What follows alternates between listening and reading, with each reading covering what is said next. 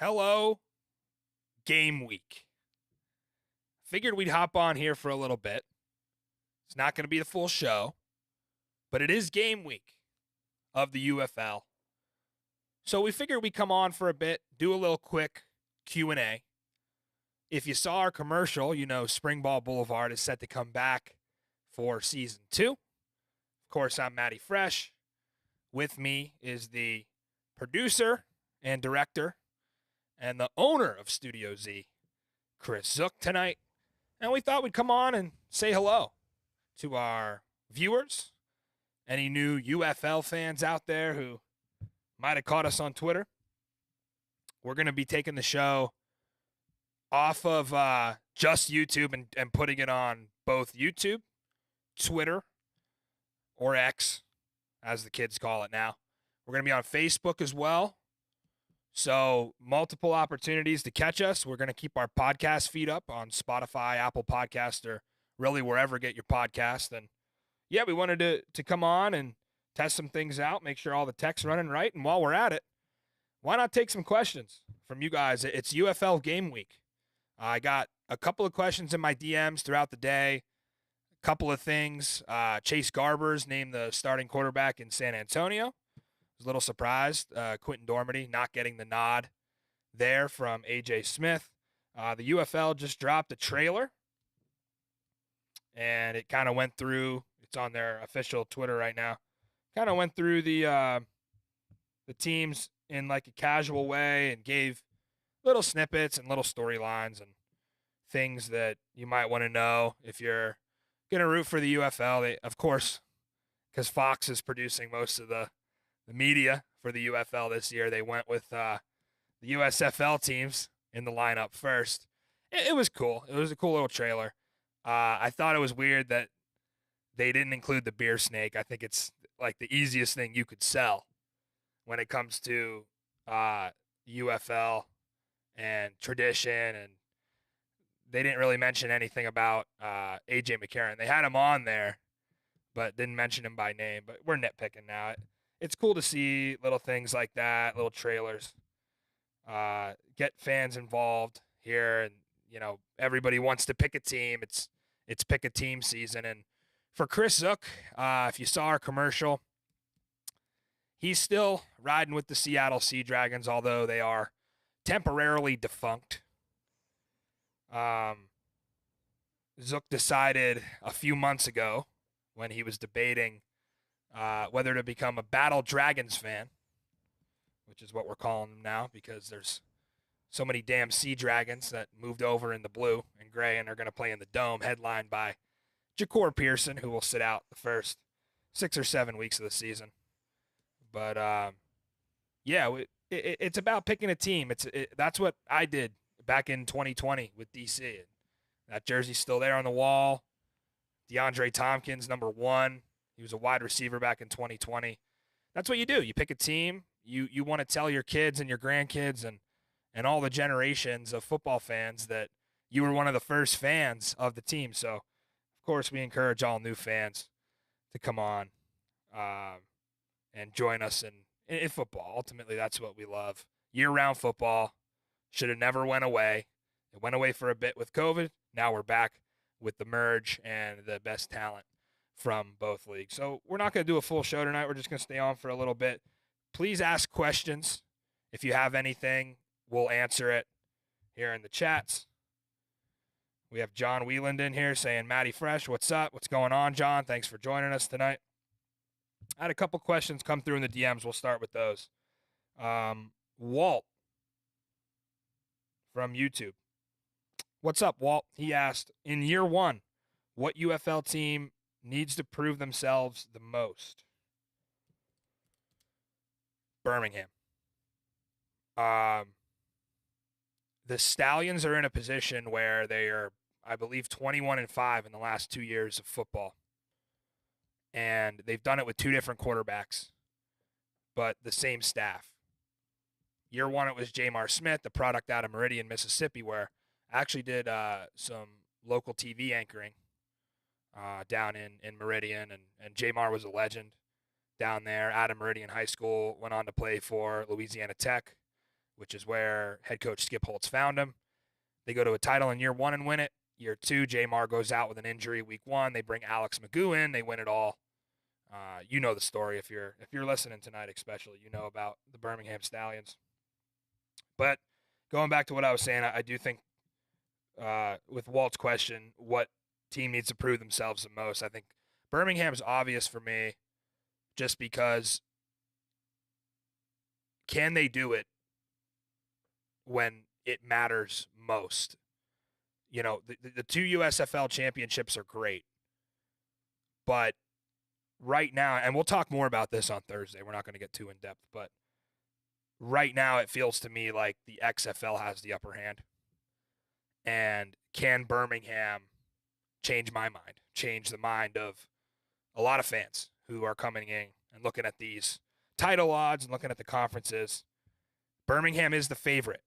So ultimately they have the most to prove, right? If you're the favorite, the Battlehawks came in last year as the favorite, the betting favorite. They did not deliver, did not make the playoffs. Some would have said maybe they're the best team in the league, but it didn't matter because they didn't make the playoffs and they didn't have the opportunity to compete for a championship. Ultimately, that was DC, who ended up being plus 750 before the season. They were like 4th or 5th on the odds board. So it's always the team that's the favorite, and especially in this case, Birmingham. Nate, what's going on, Nate? Nate Rossetti asks, will DC be able to pick up where they left off? Unfinished business. Yeah, that seems to be the motto. Unfinished business. That's the cliche, easy thing to say about our defenders this year. Yeah, still bad memories, guys, as a Defenders fan of clearly being the best team in the league for 11 weeks. Beating your rival, going 5-0 against your rivals, downing Seattle 3 times and St. Louis twice. And I always think about what, and I know I'm gassing him up here, he's going to love this. I always think about what Zook said when we were doing our title preview show last year about was DC potentially getting too comfortable and how would they play as a huge favorite? You know, you'll never see a championship game in this league again. That's going to be like, I think it was a 9.5 point spread, just a massive spread. And that's what happened. It was the typical David and Goliath type of thing where you see it in March Madness all weekend. These teams get real comfortable and they don't get ready. And I think DC has a huge chip on their shoulder going into this year because of that. Can they pick up where they left off? They do have 28 players back. That's the most in the UFL. So that's going for them. A lot of these teams complete roster overhaul. So they kind of have that chemistry going, as does Birmingham. Yeah, of course they can pick up where they left off. It's the same staff. They did lose a wide receiver coach and a tight end. And the skill positions are very different, which we're going to get into Thursday. But ultimately the goal for DC is an undefeated season and a UFL championship. And it's crazy to me that Birmingham is the favorite. I'm shocked that DC isn't. That the odds didn't move at all when Abram Smith got hurt. I figured DC would lose a little bit of steam and maybe you'd be able to get a better price when Abram Smith went down with his ACL, but that was not the case at all. DC stayed the same. So, yeah, I think they can pick up right where they left off. Thanks for the question, Nate. Again, not doing a full show tonight. Just a couple more questions I'll take. We're here on YouTube, Twitter. We're on Facebook as well. We're going to go all 3 platforms this year. So you guys can ask any more questions. We'll probably be on for a couple more minutes. I got another one that I thought was interesting in my inbox from Brian. He asks, what are your top 3 strongest team position groups in the league? So this would be like a unit that could make a difference. The ones that come to mind are the Defenders' offensive line. And not a lot of people want to give offensive line credit. But the number 1 rushing attack in the XFL last season had a lot to do with Abram Smith and Fred Keiss scheming it up.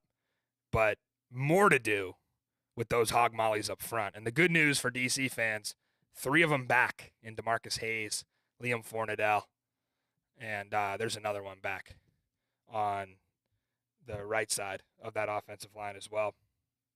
Name is slipping my mind right now, but 3 starters back. Mike Maietti, the center. That's who it is. I think that DC offensive line can make a difference. Another one is the St. Louis receivers.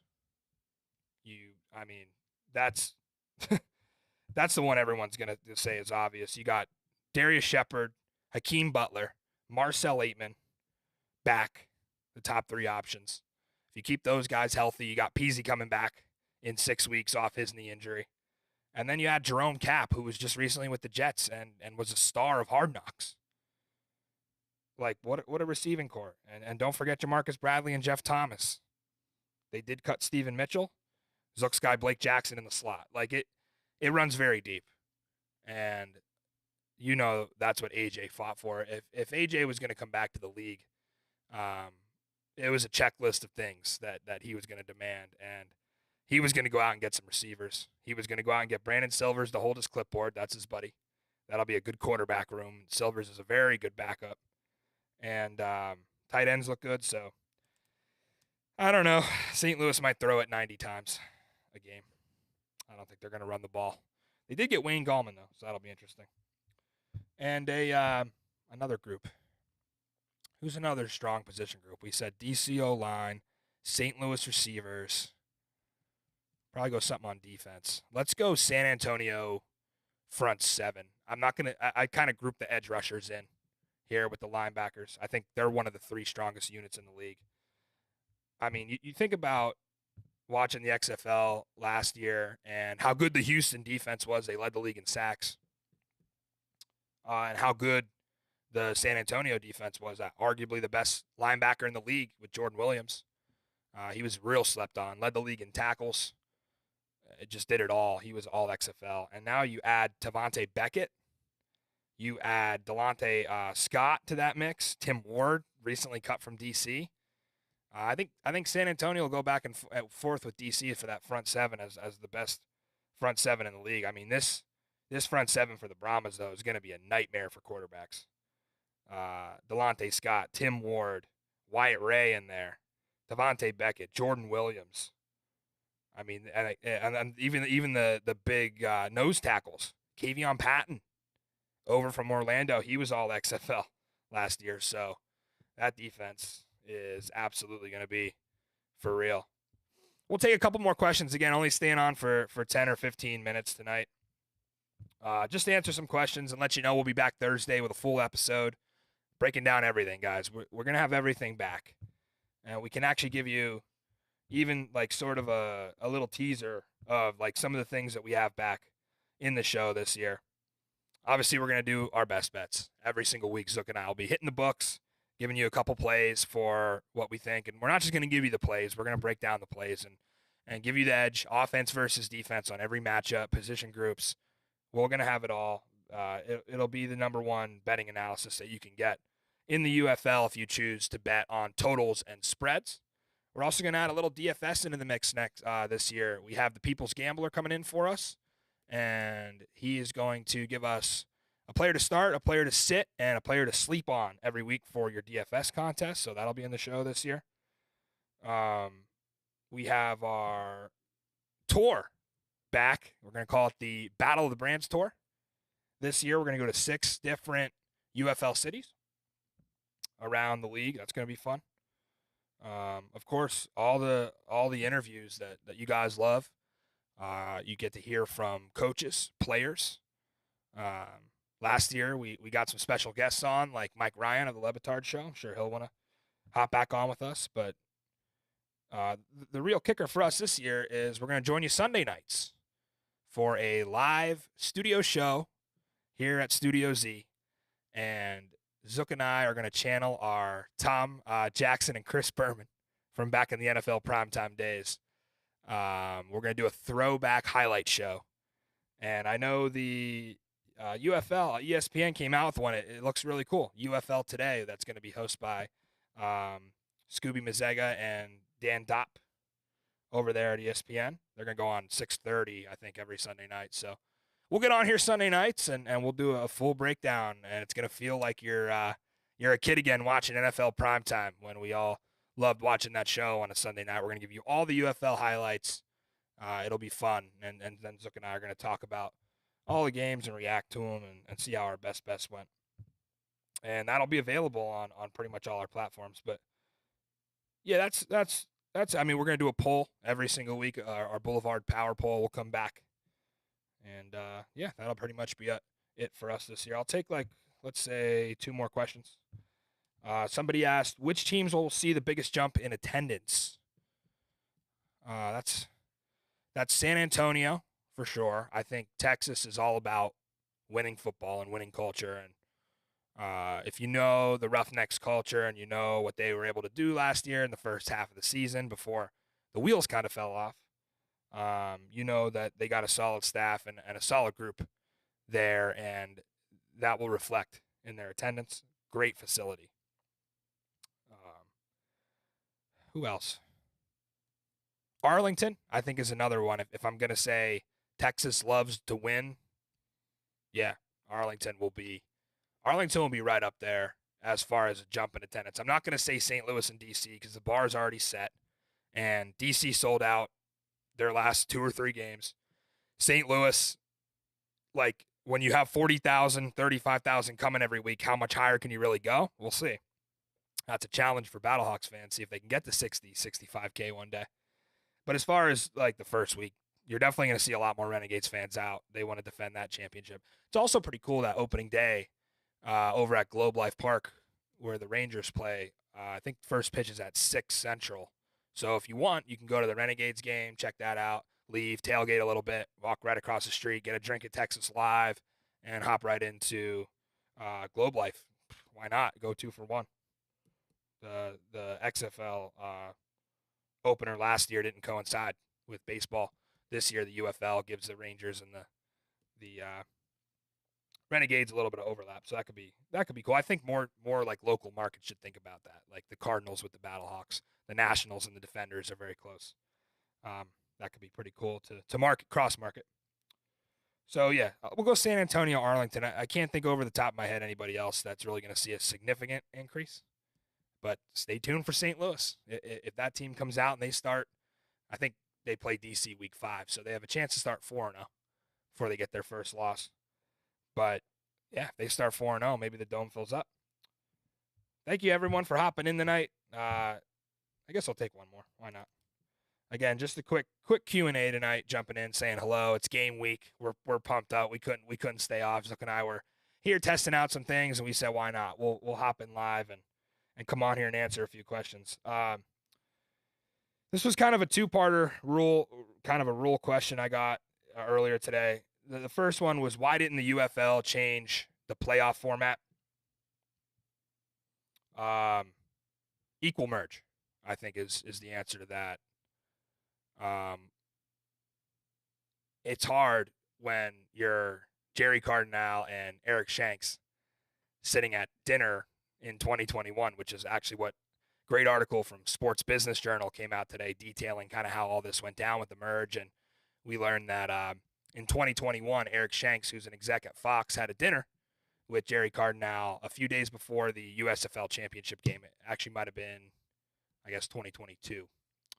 And they had talked about the potential merge, and they had talked about, even before this, when Vince put the league up for bankruptcy and The Rock wanted in, Danny Garcia wanted in, there was this kind of back and forth of like, if we do this, what's it going to be like? Well, it has to be an equal merge because you have execs from both sides and you got to meet in the middle. The obvious thing for fans is to put the 4 best teams in the playoffs. We have the same debate in every other league. It's always going to be that last team left out that has a problem. Last year it ended up being the Battlehawks, and we'll never know if the Battlehawks made the playoffs. Would they have won a championship? I couldn't tell you.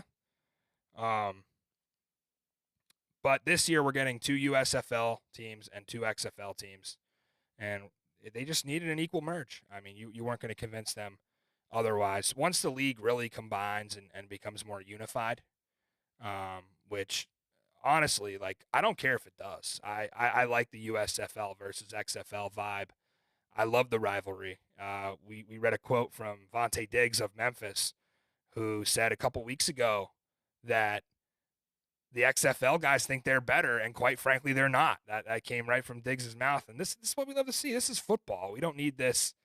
It is the United Football League, but we don't have to act like it's all sunshine and rainbows. Like that, they're going to get after it in week 1 in some of these crossover games. But when it comes to executives, they play ball. They're business people. And it was an equal merge. And I think the second part of that, he asked, why is the XFL kickoff being talked about at the owners' meeting in the NFL, but it's not in the UFL? This is purely speculation. Let me know if you think I'm crazy, but I think it was a rules draft when they really sat down and got into the details of the merge, where the same way they did a dispersal draft of players, the executives and maybe even some coaches and the higher-ups sat around and went one by one and just went to both sides and said, what's the rule you care about the most? In my opinion, for the XFL, it's the overtime. The shootout-style overtime that Sam Schwartzstein developed back in 2020 that ended up in college football and should be in the NFL after what we saw in the Super Bowl was a disaster. Time running out on the clock. We're not understanding what's going on. What's going to happen if the time ran out on Kansas City? Are they just going to go into another quarter? Is the overtime period end? Do we do another coin? It was a disaster. The shootout style overtime needed to stay, and it did. But the kickoff is what they sacrificed. For whatever reason, the USFL was hell-bent on this kickoff.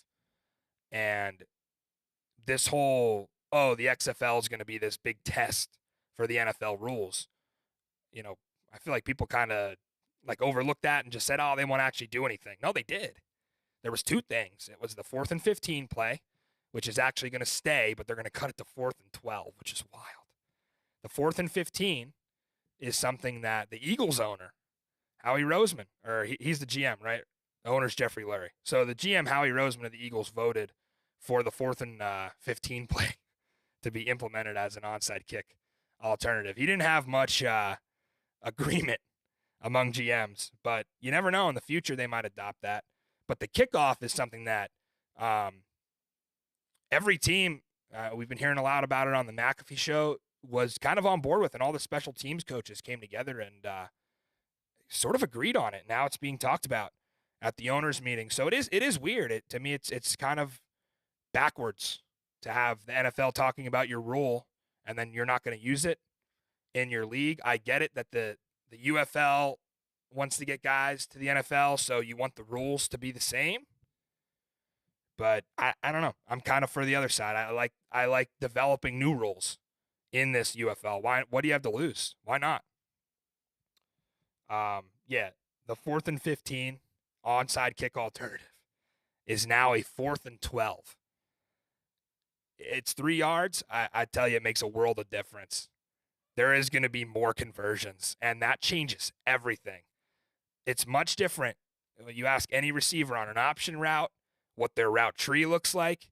When you can get to the sticks in 12 yards instead of 15, that opens up a whole nother ball game for that play call. And I cannot believe, I feel so bad for the defensive coordinators in this league that not only if you've built a 9-point lead, you have a 1-possession game, which we saw matter at times last year, but now you have a 4th and 12 play in the 4th quarter when you're trailing. So keep that in mind when it comes to betting lines. All right, well, we wanted to hop on and say hello, like I said. Springball Boulevard returns on Thursday night. We're going to bring you a full breakdown of all the Week 1 games. Of course, we're going to have some plays for you. Zook and I still have to talk all about the merge, all about the new rules. We gave you a little taste in the Q&A tonight. I appreciate you guys asking questions. That was cool. There were some really good questions there. Appreciate the engagement as always. And yeah, go check out that trailer that the UFL just dropped. Go check out our commercial, our trailer for Springball Boulevard Season 2. That's up on YouTube right now. Go ahead and subscribe to the YouTube channel under Matty Fresh, and we'll be right in your Twitter feed, your X feed, your Facebook feed. We'll be wherever you go this year. You'll get to see my face for radio and maybe even some of Zook's ugly mug if you're lucky. For now, we'll say goodbye, and we'll come back Thursday, and we'll get 48 hours away from the best weekend on the sports calendar, where you're going to have Sweet 16 and Elite 8. You're going to have UFL kickoff, and you're going to have a NASCAR race too. Don't forget, the boys are racing. There's probably some other things going on. The NCAA women's tournament has been fire lately with Caitlin Clark. So big sports weekend coming up. We're going to get your UFL slice of the pie and deliver it to you hot out of the oven. I'm Matty Fresh. Thanks, Chris Zook, for producing tonight, and we'll see you back here Thursday night.